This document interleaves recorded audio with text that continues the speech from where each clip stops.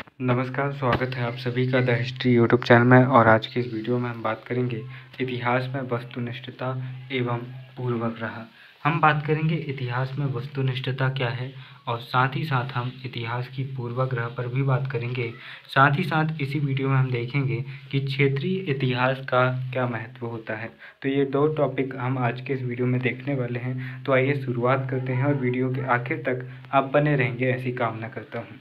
इतिहास में वस्तुनिष्ठता की प्राप्ति कैसे होती है वो देखते हैं। ऐतिहासिक तथ्य वस्तुनिष्ठ इतिहास के आधार पर होते हैं। इतिहास व्यक्तित्व प्रधान न होकर तथ्य प्रधान होता है, यानी कि इतिहास का कोई व्यक्तित्व या कोई कैरेक्टर नहीं होता है। इतिहास का फैक्ट होता है, इतिहास के तथ्य होते हैं और इन तथ्यों के आधार पर इतिहासकार इन तथ्यों को जोड़कर एक नई कहानी बनाता है, एक नई थ्योरी देता है जो कि फैक्टफुल होती है, जो कि प्रमाणित होती है, और उसको हम इतिहास कहते हैं। अब तथ्य को प्रधानता देकर वस्तुनिष्ठता की रक्षा की जा सकती है।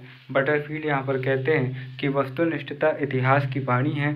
इतिहास में इतिहासकार के व्यक्तिगत दृष्टिकोण के अतिरिक्त कुछ अन्य बातों का उल्लेख भी आवश्यक है। इसे इतिहास का न्याय कहा गया है। एक्टन कहते हैं कि तथ्य अपने आप में वस्तुनिष्ठ होते हैं, अतः ऐतिहासिक वस्तुनिष्ठता के लिए तथ्यों का यथार्थ प्रस्तुतिकरण आवश्यक है। वॉल्स कहते हैं कि ऐतिहासिक वस्तुनिष्ठता सिद्धांत द्वारा नहीं बल्कि अभ्यास द्वारा प्रतिस्थापित की जा सकती है। यदि इतिहासकार तथ्य प्रधान वस्तुनिष्ठता को अपना उद्देश्य बनाएं तो विभिन्न इतिहासकारों में निष्पक्षता और मतैक्यता यहाँ होना संभव है, यानी कि जो मत भिन्नता हम देखते हैं वो यहाँ पर हो सकती है। अब जिल्थे क्या कहते हैं, तो वस्तुनिष्ठ इतिहास का आधार मानव स्वभाव का वस्तुनिष्ठ अध्ययन होना चाहिए। अतः इतिहासकार के लिए आवश्यक है कि वह अतीत में महापुरुषों के कार्यों और उपलब्धियों का वर्णन वस्तुनिष्ठ भाव से करे। एक इतिहासकार के लिए आवश्यक है कि वह अपने को धार्मिक प्रभावों से मुक्त रखे। इतिहासकार समाज का प्रतिनिधि होता है, उसे सारे समाज का प्रतिनिधित्व करना चाहिए, ना कि धर्म प्रभावित समाज को एक छोटे से वर्ग का। तो यहाँ पर इतिहासकार को किसी एक वर्ग विशेष का प्रतिनिधित्व न कर पूरे इतिहास का प्रतिनिधित्व करना चाहिए और उसे इतिहास के लिए काम करना चाहिए, निष्पक्षता के लिए काम करना चाहिए, ना कि समाज के वर्ग विशेष के लिए। इतिहास में नैतिकता एक अंधविश्वास है। घटना एवं व्यक्ति के संबंध में नैतिक न्याय देकर इतिहासकार का कार्य नहीं है। तो यहाँ पर नैतिक न्याय देना या नैतिकता की बात करना इतिहासकार का काम नहीं है। इतिहासकार का काम है कि आपको जनता के सामने सच्चाई लानी है, चाहे अब फिर उस सच्चाई पर क्या विचार रखना है या फिर कैसे सोचना है, ये तय करने का काम है जनता का। आपको सिर्फ चीज़ों को परोसना है। बटरफील्ड इतिहासकार न्यायाधीश नहीं होता है। बटरफील्ड कहता है कि इतिहासकार न्यायाधीश नहीं होता बल्कि वह समाज सेवकों का सेवक है। अतः इतिहासकार अपनी इस अवधारणा से इतिहास को वस्तुनिष्ठ बना सकता है। इतिहास लेखन में तर्क वितर्क की भी संभावना नहीं होती है। इतिहास को केवल उसी स्वरूप में प्रस्तुत करना अपेक्षित है जिसमें वह घटना घटित हुई है। तर्क वितर्क करने से इतिहासकार के पूर्वाग्रह और व्यक्तिगत विचारों का इतिहास लेखन में समावेश हो जाता है। इससे निष्पक्ष इतिहास लेखन प्रभावित होता है। कभी कभी मानवीय विचार एवं संवेदनाएं, प्रेम, घृणा, कुंठा, भय आदि भी इतिहास लेखन को प्रभावित करते हैं। इसलिए इसी प्रकार विभिन्न प्रकार की विचारधाराएं एवं सिद्धांत जैसे पूंजीवाद, समाजवाद, मार्क्सवाद, उदारवाद भी ऐतिहासिक वस्तुनिष्ठता में बाधक बनती है। एक निष्पक्ष और तथ्यपरक इतिहास तब लिखा जाएगा जब एक इतिहासकार कम से कम चीज़ों से प्रभावित होगा। अगर एक इतिहासकार किसी चीज़ से प्रभावित होता है तो वह जिस चीज़ से प्रभावित होता है उसका प्रभाव भी उस विषय में नज़र रखता है। जैसे 1857 की क्रांति के बारे में अगर कोई मार्क्सवादी इतिहासकार लिखता है तो वह आर्थिक कारणों को ज़्यादा महत्व देगा और कहेगा कि आर्थिक शोषण ज़्यादा से ज़्यादा हुआ, इसलिए 1857 की क्रांति हुई। वह ऐसा क्यों कह रहा है? क्योंकि वह उसके ऊपर मार्क्सवाद का प्रभाव है, जहाँ पर पूंजीवाद को गलत माना जाता है। अब यहाँ पर देखिए कि उदारवाद, यहाँ पर देखिए कि कार्ल मार्क्स क्या कहते हैं, मानव चिंतन में वस्तुनिष्ठ यथार्थता का प्रश्न सैद्धांतिक नहीं है अपितु व्यवहारिक है। इसका तात्पर्य है ऐतिहासिक वस्तुनिष्ठता के लिए सिद्धांत की अपेक्षा अभ्यास की जरूरत है। ऐतिहासिक वस्तुनिष्ठता की अवधारणा वैज्ञानिक वस्तुनिष्ठता से भिन्न है। यद्यपि इतिहासकारों ने इतिहास लेखन में पश्चातापपूर्ण दृष्टिकोण की आलोचना की है, परंतु उन्होंने इतिहास में वैज्ञानिक वस्तुनिष्ठता को स्वीकार नहीं किया है। तो यहाँ पर ये कहते हैं कि भाई उन्होंने ऐतिहासिक वस्तुनिष्ठता को स्वीकार नहीं किया है। ऑगस्टस काम्टे कहते हैं कि जब इतिहासकार व्यक्तिगत भाव का परित्याग करके सिद्धांत का आश्रय लेता है तो इतिहास का विषयनिष्ठ स्वरूप वस्तुनिष्ठ में परिवर्तित हो जाता है। तो यहाँ पर इतिहासकार को व्यक्तिगत भाव यानी कि वो खुद पर्सनल क्या सोचता है ये छोड़कर जो चीज़ें स्टेप बाय स्टेप जिन सिद्धांतों का वह पालन कर रहा है कि तथ्य क्या कह रहे हैं और चीज़ें क्या कह रही हैं, उसके हिसाब से अगर वह काम करेगा तो वह एक अच्छा वस्तुनिष्ठ इतिहास लिखेगा, एक अच्छा इतिहास लिखेगा। अगर वह ऐसा नहीं करता है और अपनी मन की मर्जी चलाता है तो इससे उसका इतिहास प्रभावित होगा। मेंडलबाम कहते हैं कि ऐतिहासिक वस्तुनिष्ठता की उपादेयता को स्वीकार कर वस्तुनिष्ठता को इतिहासकार की योग्यता में निहित मानते हैं। वह किस प्रकार घटना के अभिनेता तथा ऐतिहासिक घटना के संबंध को प्रस्तुत करता है। इतिहासकार की योग्यता का विकास सिद्धांत द्वारा नहीं वरन अभ्यास द्वारा संभव। यहाँ पर ये कहना चाहते हैं कि भाई साहब जो इतिहासकार है, एक मंझा हुआ इतिहासकार इतिहास को और प्योर रूप में लिखेगा और एक नवयुवक, एक बहुत ही कम अनुभव वाला व्यक्ति इतिहास को एक अलग दृष्टिकोण से लिखेगा। यहाँ पर ये कहना चाहते हैं। चार्ल्स ओमन कहते हैं कि इतिहास रचना लेखक के व्यक्तित्व को प्रतिबिंबित करती है। इतिहासकार अपनी रचना को निर्व्यक्तित बनाने का प्रयास करते हुए भी कुछ कठोर तथ्यों को अस्वीकार नहीं कर सकता। इतिहास में तथ्य को प्रधानता देकर ऐतिहासिक वस्तुनिष्ठता को स्थापित किया जा सकता है। तो यहाँ पर ये कहते हैं। इसके बाद में क्षेत्रीय इतिहास का महत्व हम यहाँ पर समझते हैं कि क्षेत्रीय इतिहास का क्या महत्व है। तो देखिए दोस्तों कि जो क्षेत्रीय इतिहास है, क्षेत्रीय इतिहास लेखन के क्षेत्र में क्षेत्रीय इतिहास का विषय लंबे समय तक उपेक्षित रहा, जबकि परंपरागत इतिहास लेखन में किसी महत्वपूर्ण राजवंश या शासक का ही इतिहास लेखन किया गया।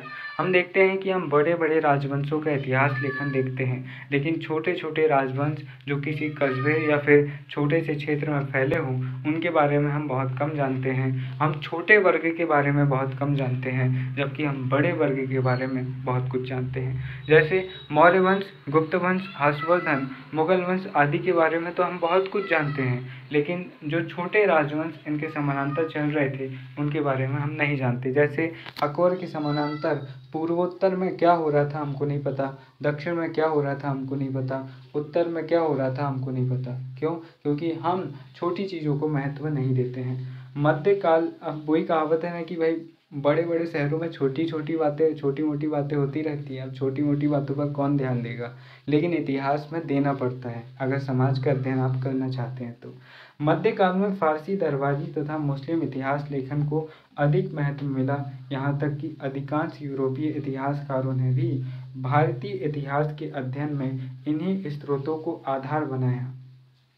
यूरोपीय इतिहासकारों की मान्यता रही कि आधुनिक काल से ही, यहाँ भाई आधुनिक काल रो रही है यहाँ पर, लेकिन इसको सह कर लेना, आधुनिक काल से ही भारत में क्षेत्रीय इतिहास लेखन का उदय होने लगा। विशेषकर मुगल साम्राज्य के पतन के बाद उद्भव हुए क्षेत्रीय राज्यों के साथ उदाहरण के तौर पर हम देखें कि राजपूताना के इतिहास के संबंध में जो ख्यात है, क्या है, ख्यात, बात और विगत, ये रासो साहित्य हमें देखने को मिलते हैं। असम में हमको बुरुंजी साहित्य मिलता है। बुरुंजी से जुड़ा प्रश्न आता है कि बुरुंजी किससे संबंधित है, तो असम के जो राजा हैं उनके वंशावली रिकॉर्ड को बुरुंजी कहते हैं, ये ध्यान रखना। मराठा में हम बखर देखते हैं। बखर मराठों की जानकारी के प्रमुख साधन है। केरल में आप केरलोत्पत्ति देखते हैं और अतुल नाम के एक राइटर द्वारा मुसिक वंश की रचना की गई। तो मुसिक वंश कोई राजवंश नहीं है भैया, यहाँ पर ध्यान रखना। मुसिक वंश यहाँ पर रचना है जिसमें हमें केरल के इतिहास के बारे में जानकारी मिलती है और ये भी अक्सर राइटर और रचना में ये पूछा जाता है। कुछ इतिहासकारों के अनुसार क्षेत्रीय इतिहास लेखन भी अंग्रेज इतिहासकारों द्वारा प्रारंभ किया गया। तो इस तरह से ये कहते हैं कि भाई कुछ अंग्रेज इतिहासकारों ने इतिहास लेखन को प्रारंभ किया। क्षेत्रीय घटनाओं के संबंध में, क्षेत्रीय भाषाओं में, क्षेत्रीय साक्ष्यों के आधार पर इतिहास लेखन प्राचीन काल से ही लिखा जा रहा है। इतिहास लेखन प्राचीन काल से ही लिखा जा रहा है। लेकिन कुछ लोग क्या कहते हैं कि भाई कुछ जो अंग्रेज इतिहासकार हैं उन्होंने प्रारंभ किया। जैसे कहते हैं कि कनिंघम ने पहली बार सिख राज्य का इतिहास लिखा। ये चीज़ें आप नोट कर लेना, ये पूछी जाती हैं। कनिंघम ने सिख राज्य का इतिहास लिखा। ग्रांड डफ ने मराठों का इतिहास लिखा। कर्नल जेम्स टॉड ने राजपूताना यानी कि राजपूतों का इतिहास लिखा और मेलकम ने मध्य भारत का इतिहास लिखा। तो यहाँ पर प्रश्न इस तरह से बनता है कि एक तरफ दिया रहेगा वंश, सिख, मराठा, राजपूताना और मध्य भारत, और दूसरी तरफ राइटर दिए होंगे कि किसने किस विषय पर ज़्यादा लिखा है। तो कनिंघम ने सिख राज्य पर ज़्यादा लिखा है, ग्रांड डफ ने मराठों के इतिहास पर, कर्नल जेम्स टॉड ने राजपूताना इतिहास पर और मेलकम ने मध्य भारत के इतिहास पर ज़्यादा लिखा है। ठीक है, तो ये आपको ध्यान रहना चाहिए। क्षेत्रीय धारणाओं के संबंध में, क्षेत्रीय भाषाओं में, क्षेत्रीय साक्ष्यों के आधार पर इतिहास लेखन प्राचीन काल से ही लिखा जा रहा है। विशेषकर सामंतवाद के उदय के साथ क्षेत्रीय राज्यों के उद्भव व विकास में क्षेत्रीय इतिहास लेखन हुआ। आधुनिक इतिहास लेखन के संबंध में 1960 के दशक के बाद क्षेत्रीय इतिहास लेखन का महत्व बढ़ने लगा और क्षेत्रीय स्रोतों के शोध में भी यहाँ पर वृद्धि हुई।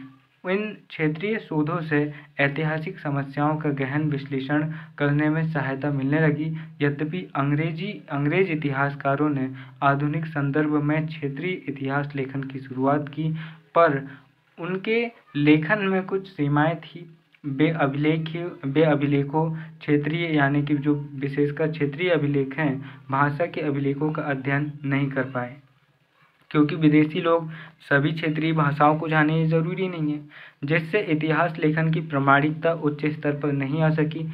इसी प्रकार इन इतिहासकारों के अध्ययन पर अनेक बार क्षेत्र विशेष और उनके राजाओं का गुणगान ही दिखाई देता है। एग्जाम्पल के तौर पर कर्नल टॉड अपनी रचना annals and activities of Rajasthan में ऐसा विवरण देते हैं। कालांतर में हम क्षेत्रीय इतिहासकारों को देखते हैं, जैसे BN रजवाड़े, सरदेसाई, जो मराठों के बारे में बहुत खुलकर और बहुत ज़्यादा लिखते हैं, गोपीनाथ शर्मा, दशरथ शर्मा, ये राजपूतों के बारे में, गौरी शंकर, हीराचंद ओझा, विश्वेश्वर रेड, रामनारायण दुग्गड़, जगदीप सिंह गहलोत जैसे हमको क्षेत्रीय राइटर देखने को मिलते हैं, और भी हमें बहुत सारे मिलते हैं। ये बस एग्जाम्पल थे।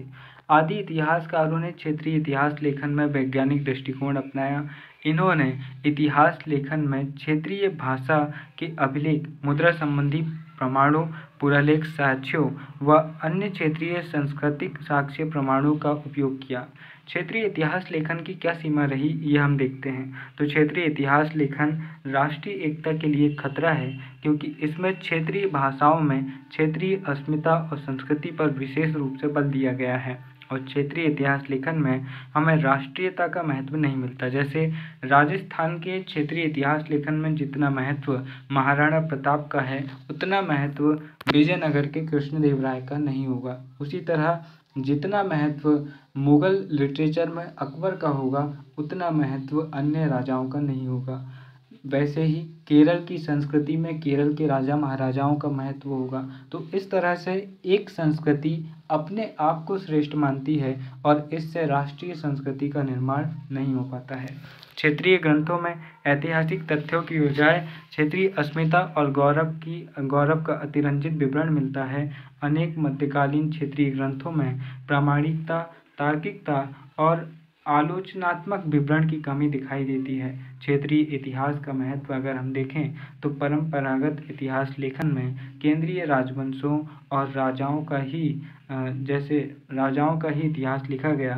इस प्रकार के इतिहास लेखन में पाटलिपुत्र, कन्नौज और दिल्ली को अधिक महत्व मिला, क्योंकि यहाँ पर बड़े बड़े राजवंश स्थापित हुए, अन्य स्थानों को नहीं मिला। परंतु क्षेत्रीय इतिहास लेखन की शुरुआत में इतिहास में अब तक उपेक्षित क्षेत्रीय राज्यों, क्षेत्रीय शासकों और क्षेत्र विशेष को पर्याप्त महत्व देना प्रारंभ हुआ। इससे व्यापक स्तर पर इतिहास लेखन शुरू हुआ। और दूसरा बिंदु ये भी है कि क्षेत्रीय इतिहास लेखन के अध्ययन से राष्ट्रीय इतिहास की विषय वस्तु में परिपूर्णता और तारतम्यता आती है। यह हम क्या देख रहे हैं? क्षेत्रीय इतिहास लेखन का महत्व। उदाहरण के तौर पर मुगल शासकों की राजपूत और दक्षिण नीति को स्थानीय इतिहास के अध्ययन के बिना समग्रता से नहीं समझा जा सकता। ये था उसका महत्व। और एक और पॉइंट है कि क्षेत्रीय इतिहास लेखन से देश के विभिन्न क्षेत्रों में विकसित सभ्यता और संस्कृतियों के उत्थान और विकास की जानकारी प्राप्त होती है। इससे यह भी महत्वपूर्ण जानकारी प्राप्त होती है कि इन क्षेत्रीय तत्वों ने राष्ट्रीय स्तर पर किस प्रकार की भूमिका का निर्वहन किया। तो इनकी जहाँ पर सीमाएं हैं वहीं पर विशेषताएं भी है, महत्व भी है। तो अगर आपको क्षेत्रीय समाज को समझना है तो वह राष्ट्रीय इतिहास लेखन से नहीं समझ में आएगा। उसके लिए आपको क्षेत्रीय इतिहास लेखन पढ़ना पड़ेगा। इसकी कई सारी सीमाएं भी हैं, कई सारी चुनौतियां भी हैं। जैसे क्षेत्रीय इतिहास लेखन से एक राष्ट्रीय इतिहास लेखन का निर्माण नहीं होता, क्योंकि एक क्षेत्रीय संस्कृति अपने आप को विशिष्ट मानती है अन्य संस्कृतियों की तुलना में। जबकि राष्ट्रीय संस्कृति बनाना है तो राष्ट्र स्तर की संस्कृति का निर्माण होगा। हालांकि अगर क्षेत्रीय समाज को समझना है, क्षेत्रीय परिस्थिति को जानना है, तो उसके लिए क्षेत्रीय इतिहास लेखन जरूरी है। तो इसके कुछ अच्छे पक्ष हैं तो इसकी कुछ कमजोरियां भी हैं। तो ये था क्षेत्रीय इतिहास लेखन, उसका महत्व वगैरह। और साथ ही साथ हमने यहाँ पर इतिहास लेखन में जो वस्तुनिष्ठता और पूर्वाग्रह है वो भी हमने यहाँ पर देखने का प्रयास किया। मुझे उम्मीद है कि ये वीडियो आपको पसंद आया होगा और आपने इससे कुछ बेहतर सीखा होगा। मिलते हैं अगली वीडियो में, तब तक के लिए नमस्कार, जय हिंद।